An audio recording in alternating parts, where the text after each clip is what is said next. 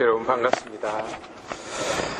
삶의 여러 가지 문제들, 특히 고통에 답을 한다는 것은 참으로 어려운 일입니다.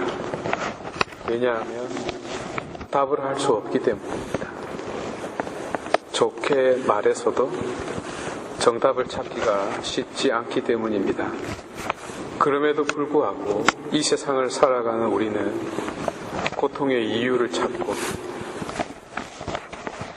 이를 견뎌내고 해소하고 또한 삶의 의미들을 얻고자 합니다. 언젠가 시간이 된다면 고통에 대하여라는 주제로 특강을 한번 준비해 볼까 합니다. 저는 고통이라는 주제에 관하여 지금껏 가장 많은 생각을 해왔습니다. 그러나 노력과 시간 대비 얻은 결론은 별로 없습니다. 쉬운 내용이 아니라는 뜻이겠죠. 예컨대 부탁께서도 깊이 있게 체험하고 깨달은 바 생의 한가운데에는 고통이 존재합니다. 갑작스러운 병이나 사고 혹은 인간관계의 파탄 또는 돌이킬 수 없는 과거의 행적과 제약 등등을 비롯하여 사랑하는 이를 떠나보내는 것까지 모조리 고통이 아닐 수 없습니다. 어느 순간에는 내 존재 자체가 다른 사람에게 고통으로 다가가는 경우도 있습니다. 그런 순간에는 정말 감당하기도 힘들죠. 이제는 나이 드는 것도 고통으로 다가옵니다. 하여 새해가 다가오는 새해가 즐겁지가 않네요. 어떻게 우리가 이를 맞닥뜨려야 하고 받아들여야 할까요? 간단하게나마 오늘은 이를 엿보고 싶습니다. 믿음, 특히 성경에 등장한 여러 이야기들은 우리를 북돋아주고 위로와 희망을 주기 위하여 기록된 내용들입니다. 그러나 많은 경우 저 높은 나무 위에 열매를 따먹는 것처럼 오히려 그 상황이 우리를 더욱 절망스럽게 만드는 경우가 많습니다. 실천하거나 따라하기가 힘들기 때문이죠. 아브라함의 믿음이 그러했듯이 오늘 욥이 당하는 그 고통과 인내가 그렇습니다. 참으로 존경할 만한 인내라고나 할까요? 어떨 때는 마음 깊은 곳에서 저항이 일어납니다. 도대체 우리에게 무엇을 요구하고 있는지, 또 우리가 어디까지 그 수준을 맞추어야 하는지요. 그저 고통을 견디기만 하면 될까요? 글쎄요. 욥도 무조건 견딘 것은 아닙니다. 그도 저항을 했습니다. 하느님에게 따졌고요. 친구들과도 싸웠습니다. 알 수 없는 이유에 대하여, 그 원인에 대하여, 그 결과에 대하여 몸부림쳤습니다. 욥의 엄청난 인내심은 친구들의 기가 막힌 충고, 예컨대 도덕적이고 신학적인 논리 앞에서도 발휘되죠. 하지만 정말로 그가 필요했던 것은 친구들의 충고가 아니라 자신의 말을 들어주는 친구가 필요했던 것입니다. 아무 위로도 되지 못하고 자신을 단죄나 하는 그런 친구들, 정작 깊은 대화를 나눌 사람이 없다는 것도 잘 보이지 않는 욥의 고통이었습니다. 고통 앞에서 울부짖고 있는데 설교가 무슨 의미가 있습니까? 그런데 오히려 욥이 친구들의 그런 충고를 귀담아 들어주지 않습니까? 그런데 그들 말의 논리가 무엇이었습니까? 네가 고통받을 짓을 했다는 것이었습니다. 그런데요, 욥은 고통받을 짓을 하지 않았거든요. 이는 4개의 믿을 교리 중에 하나죠. 4개의 믿을 교리가 무엇입니까? 무엇보다 첫 번째로 하느님이 존재한다는 것입니다. 그리고 그저 존재하는 것이 아니라 우리와 똑같은 자로 오셨다는 육화입니다. 그러다 보니 그 존재 방식이 삼위일체라는 것 아닙니까? 이것까지는 쉽게 알겠는데요. 이 마지막 교리가 상선벌학입니다. 이게 문제입니다. 개인적인 견해로 이 교리는 바꿔야 한다고 이 연사 강력히 외치는 바입니다. 이 논리대로라면 욥은 죄악을 저질렀기 때문에 그 고통을 당한 것입니다. 그렇지 않나요? 본디 선함은 보상을 받고 악함은 그 대가를 치르고 불행을 겪어야 하는데요. 그러나 대부분의 우리 삶에서 그렇지 않습니다. 그렇지 않습니까? 또 누가 이 상선벌학을 결정하죠? 드라마나 영화에서 보듯이요. 인간이 응징합니다. 주인공이 경찰에, 검사에, 재판관까지 다 하고 상선벌학의 결론을 내잖아요. 인간 사회가 완벽하지 않는데 어찌 이를 받아들일 수 있어요? 사실 이것도 권위를 부여하는 사회와 그 권위를 부여받은 자의 문제가 아닐 수 없습니다. 이 문제는 해결되는 것이 아닙니다. 해결할 수도 없어요. 예컨대 지금 지구상의 그 많은 국가 경계선이 그 증거입니다. 그 분쟁들은 해결되지도 않고 해결할 수도 없어요. 어쩔 수 없이 그렇게 해결한 것이죠. 이것은 해결한 것이 아니거든요. 그렇게 해결한 것에 불과한 것입니다. 다시 돌아왔어요. 결국 이 문제를 누가 해결합니까? 예수 그리스도요. 욥이 당한 고통은 이사야서의 야훼의 종의 고통과 더불어 그리스도의 고통을 보여주는 예표입니다. 하여 상선벌학은 심각한 문제가 있어요. 글자 그대로라면 욥이 지은 죄는 최악입니다. 어쩌면 히틀러보다 더 잔혹한 죄를 지어야만 받을 수 있는 벌이기 때문이죠. 그래서 욥이 하느님에게 따지고 친구들에게 자신을 항변한 것입니다. 내가 그렇게 많은 죄를 지었느냐?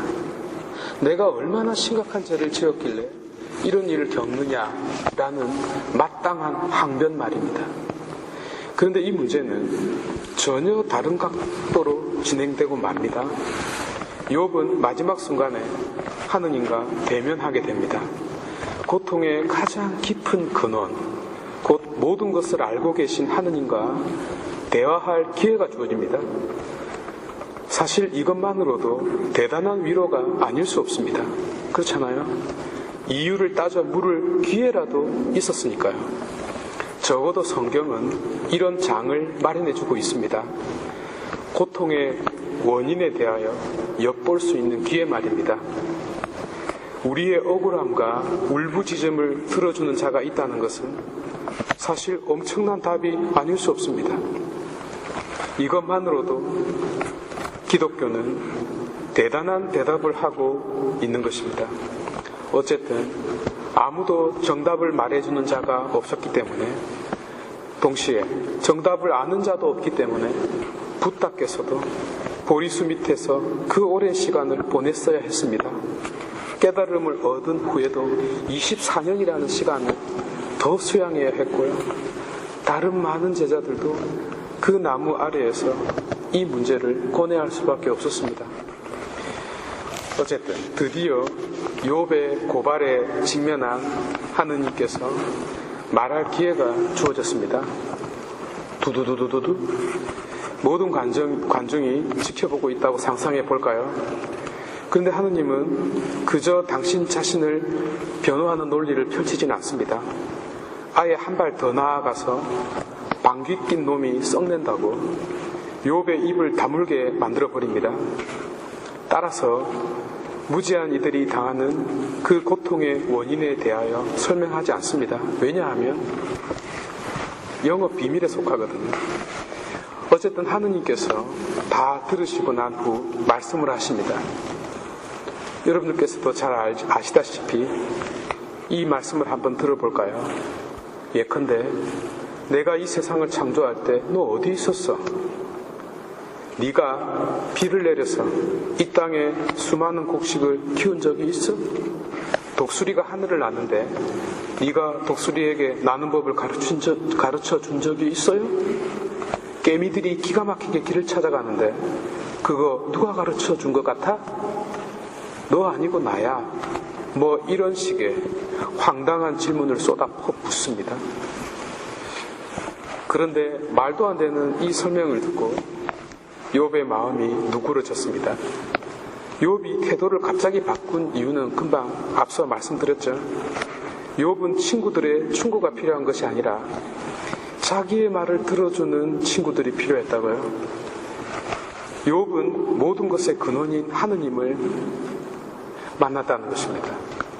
그분의 말씀을 듣고 그분을 보았다는 사실만으로 모든 의문이 해소가 되어버립니다. 사실 하느님께서 분명히 살아계시고 그분이 이 세상의 운명을 주관한다는 것만 확실하다면야 다른 것은 문제될 것도 없습니다. 그분이 계신다는 것이 확실하다면요, 비록 내 눈앞에서 고통과 불행이 닥쳐오더라도 쉽게 견딜 수 있어요. 왜냐하면 그분이 계시니까요. 모든 문제를 확실하게 해결해 주실 것이니까요. 욥이 제기한 문제가 이런 식으로 흘러간다는 것은 영 마음에 들지 않지만요.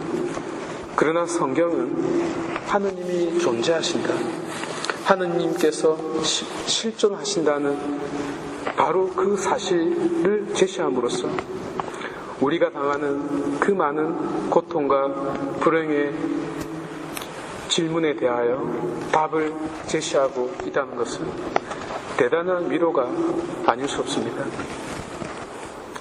참으로 소중하고 귀한 데이톤 성도 여러분, 우리는 행복해야 하고 또한 행복하기 위해서 이 세상에 태어났고 또 행복하기 위하여 이 세상을 살아가고 있습니다. 그러나 처음에도 말씀드렸듯이 우리는 수많은 불행을 맞닥뜨리고 고통을 겪게 마련입니다. 그러나 그 고통은 아무런 의미가 없는 것이 아니라 우리에게 대단한 그 무엇을 전해주는 예컨대 어떤 방문을 여는 키와도 같은 것입니다. 고통을 우리가 겪지 않았다면 여기 있을 사람도 아무도 없겠고 이 세상에 종교도 없었겠죠. 말하자면 고통은 참으로 인생을 깨닫게 만드는 그 무엇을 간직하고 있는 것입니다. 그래서 고통은 단지 피하고 벗어던지고 회피해야만 하는 그 무엇은 결코 아닙니다. 고통을 겪는 만큼 우리는 무게 있는 인간이 됩니다. 비록 기독교가 고통에 대하여 명쾌한 해답을 주지는 못하고 있지만 그래도 적어도 저 십자가에 달린 그리스도, 욥이 겪었던 그 고통을 몸소 겪은 그리스도, 모든 저주를 당신 몸으로 다 껴안은 그리스도, 우리의 모든 죄를, 우리의 모든 병고를, 우리의 모든 악행을 껴안고 돌아가신 바로 저 십자가가 우리에게 위로가 되고 있다는 것이 기독교가 제시하고 있는 그나마 최종적인 답안입니다. 저 십자가 앞에서 우리가 겪는 그 많은 고통들이 의미 있는 꽃을 피울 수 있기를, 그리고 의미 있는 꽃이 피고 있다는 것을 깨달았으면 좋겠습니다. 이제 곧 새해가 다가옵니다만 새해가 새해로서 우리 안으로 다가올 수 있는 것은, 다시 말해서 새해를 새해로 맞이할 수 있는 것은 앞의 해에 겪은 고통만큼 새롭게 되는 것입니다.